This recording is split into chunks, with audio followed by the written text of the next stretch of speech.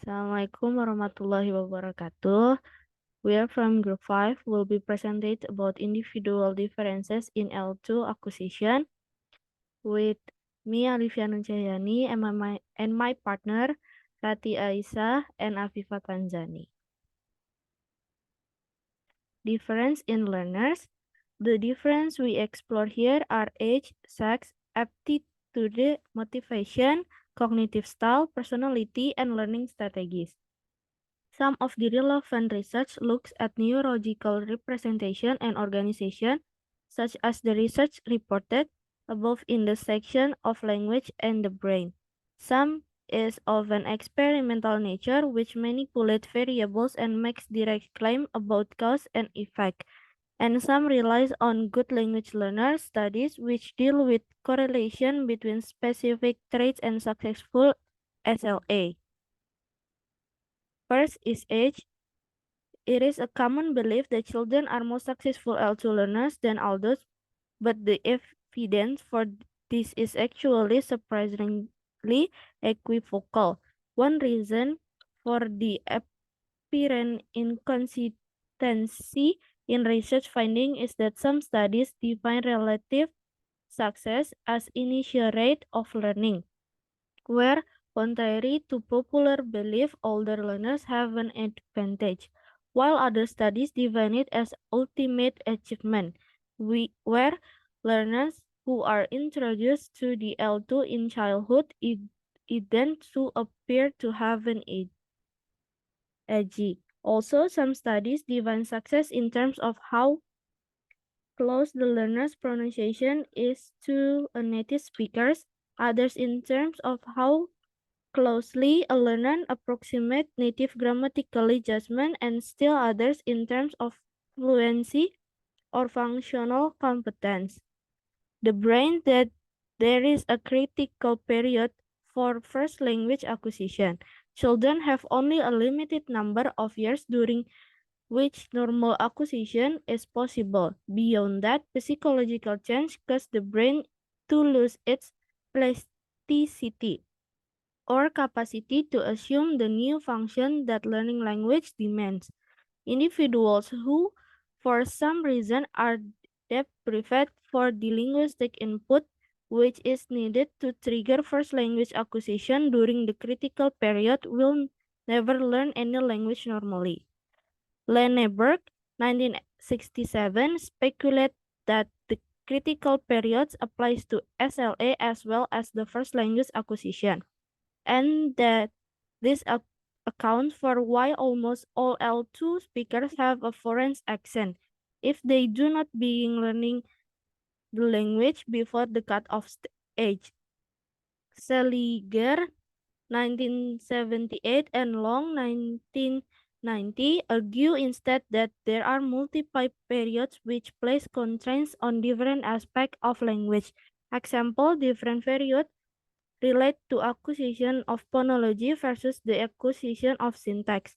They also suggest that these periods do not impose absolute cut-off points. It is just that L2 acquisition will more likely be complete if begin in childhood than if it does not start until large age. While most would agree that younger learners achieve ultimately higher level of L2 proficiency, evidence is just as convincing that adolescents and adults learn faster in initial stage. Older learners are advantaged by greater learning capacity, including better memory for vocabulary. Greater analytic ability might also be an advantage for older learners, at least in the short run, since they are able to understand and apply explicit grammatical rules. Other advantage the younger learners might have are being less inhibited than older learners and having weaker feelings for identity with people other than close family or caregivers who speak the same native language. Children are more likely to receive simplified language input from others, which might facilitate their learning. Advantage that older learners may have include higher level of grammatic skill and knowledge of L1, which may transfer positively to L2 use. More real-world knowledge enables older learners to perform tasks of much greater complexity even when their linguistic research are still limited. And the second one is sex. There is widespread belief in many Western cultures that females tend to be better L2 learners than males. But this belief is probably primarily a social construct based on outcomes which reflect culture and socio-psychological constraints and influence. There do appear to be some sex difference in language acquisition and processing, but the research evidence is mixed. For example, women outperform men in some tests of verbal fluency, such as finding words that begin with a certain letter, and women's brains may be less asymmetrical organisms than men's for speech. Of particular potential relevance to SLA are findings in relation to mental representation in the lexical versus the grammar. Females seem to be better at memorizing complex forms, while males appear to be better at computing compositional rules. Other difference may be related to hormonal variables. Higher androgen level correlate with better autonomized skills and high estrogen with better semantic or interpretive skill. Kimura reports that higher levels of articulatory and motor ability have been associated in women with higher level of estrogen during the menstrual cycle. And next will be presented by Rati. Thank you, Olivia. Next, there is the third one, aptitude. The assumption that there is a talent which is specific to language learning has been widely held for many years. The following four components were proposed by Carroll in 1965 as underlying this talent, and they constitute the basis for most aptitude tests. First one is phonemic coding ability. Second one is inductive language learning ability. Third one is grammatical sensitivity. And the last one is associative memory capacity. Next.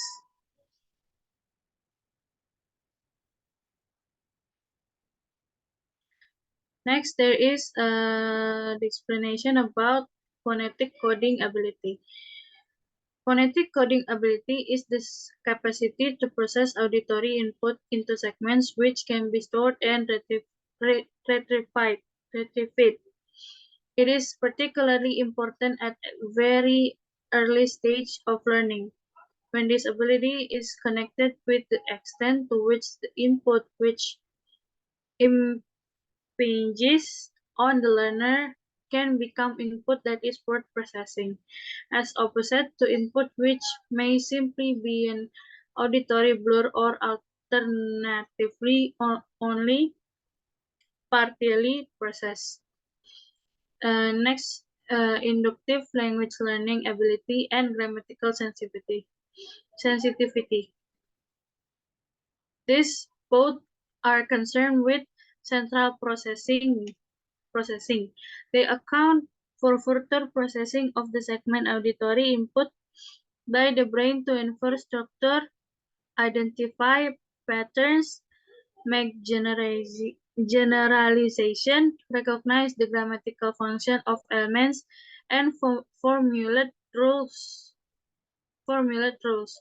It is in central processing that restructuring occurs.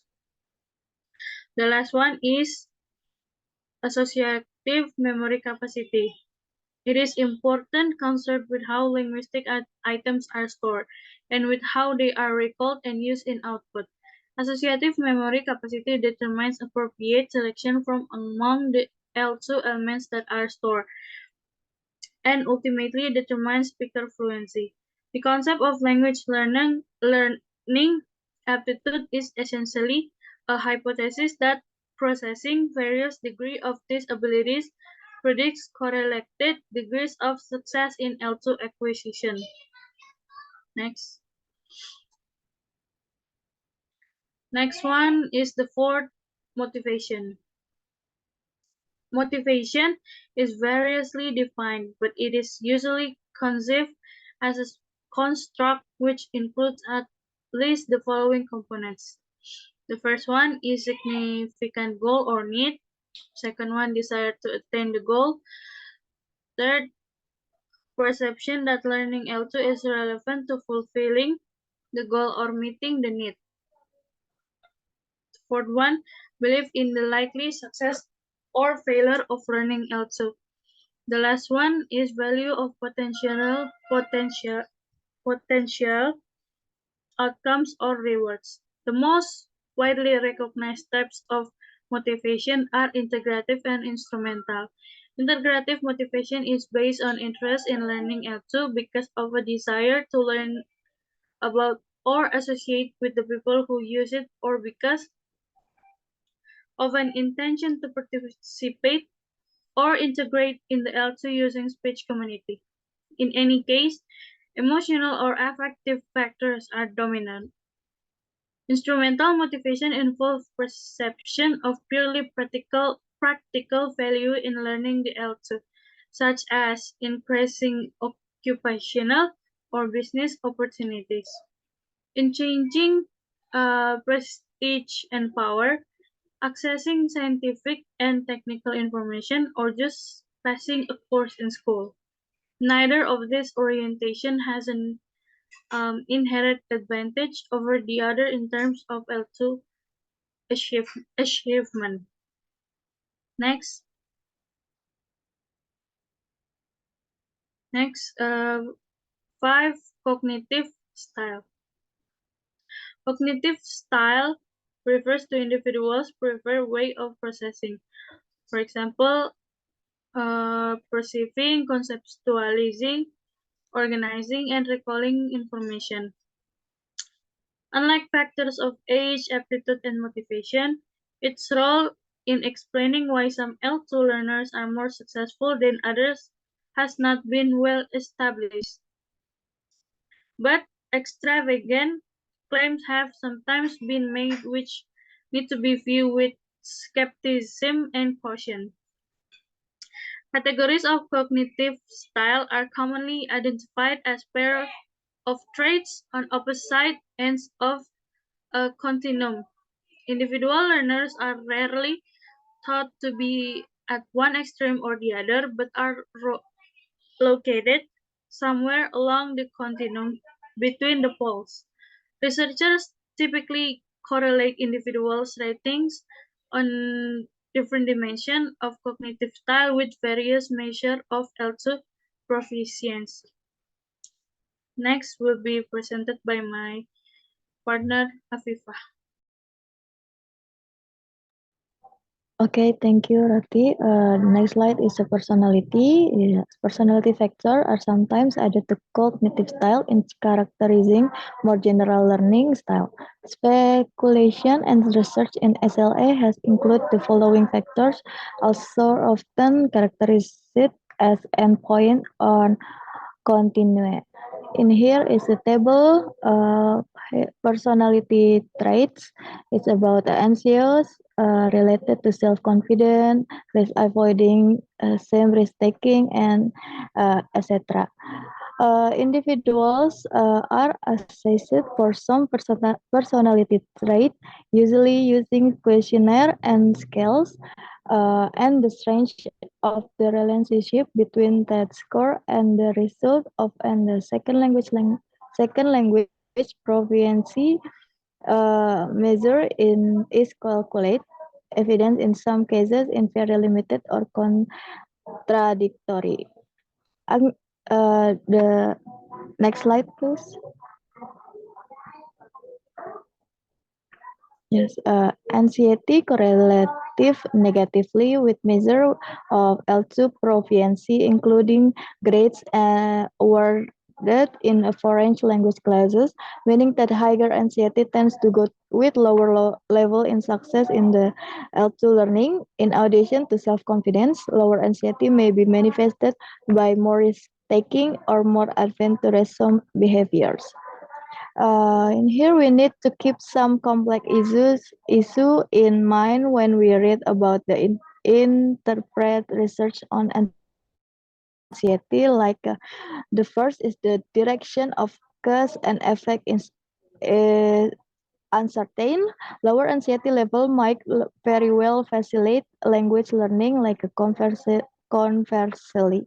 However, more successful language learners might feel less anxious in situation of L2 learning and use, and thus be more self-confident. The second is instructional context of text influence anxiety level and reporting. For example, like foreign language classes or tests which require oral performance normally generate more anxiety than do those in which production is in writing. Or small group performance generate less anxiety than whole class activity. The third is the personality factor are defined as individual traits. Systematic cultural difference are found between group of learner or because of cultural differences in classroom practice and experience. The last is the low anxiety and high self-confidence increase students' motivation to learn and make it more likely that they will use the L2 outside of the classroom setting. It is therefore not clear whether more successful learning is directly due to lower anxiety or to do a higher level of motivation and more social interaction. And here is reflective or impulsive. Itu adalah little study has been carried out on other personality factor in relation to differences in the second language outcomes. But there is some evidence that being imaginative or creative, empathic, and tolerant of ambiguity of is advantageous. The next slide, please. The last one is the learning strategies.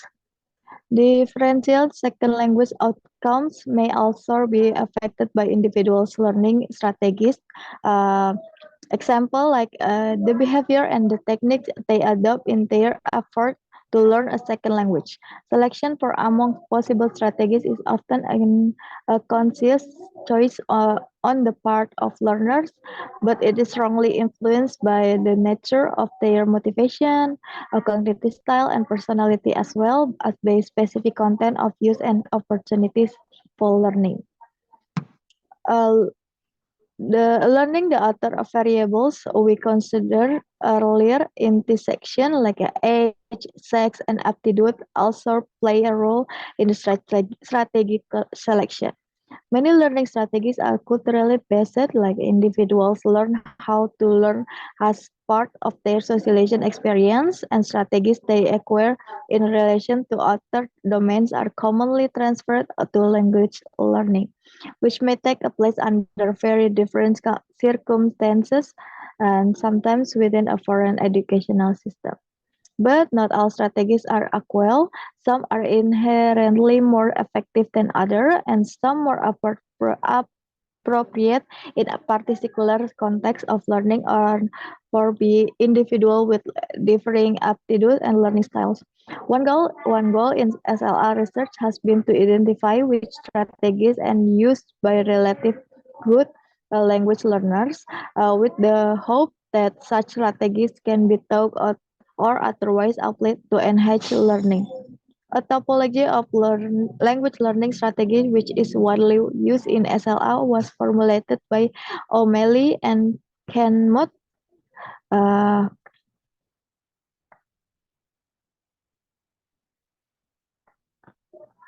the next slide, please. I'm sorry. Yeah. And here, a topology of language learning strategies, which is widely used in SLR, was formulated by O'Malley and Kenmott. Like the one is the metacognitive strategies. are those which attempt to regulate language learning by planning and motoring. Example like previewing a concept or principle in the anticipation of learning activity, deciding in advance to attend to specific aspect of input, rehearsing linguistic component which will be required for upcoming language tasks, self-monitoring of progress and knowledge status. The second is the cognitive strategies. Make us make use of direct analysis or synthesis of linguistic material. Example like repeating after a language model, translating from first language, remembering a new word in second language by relating it to one that sound the same in the first language, or by creating vivid image using a meaning of new material through inferencing. And the last is social affective strategies, involve interaction with others. Example like seeking opportunities to interact with native speaker, working cooperatively with peers to obtain feedback or pull information, asking questions to obtain clarification, requesting repetition, explanation, or examples. Self-reporting is a common means for collecting information on one's strategies learning stage, usually with interview and questionnaire about what they have done or usually do, or within allowed activities which have learners talk about what they are doing well engaged in the second language learning task. The next slide, please. Here, age can have an influence of learning strategies. Like for example, children tend to use more repetition, whereas adults use more synthesis. Similarly, the sex of learning can be significant as female and tend to use relatively more social or effective strategies than males, as well as more metacognitive strategies in listening tasks. A range of findings show a good learner have to have the following major traits, at least the 2008 page uh, page 108. The first is the concern for language form, but also attention to meaning. The second is concern for communication, active task approach, awareness of the learning process, and the last is capacity to use strategies flexibly in accordance with task requirements. Okay.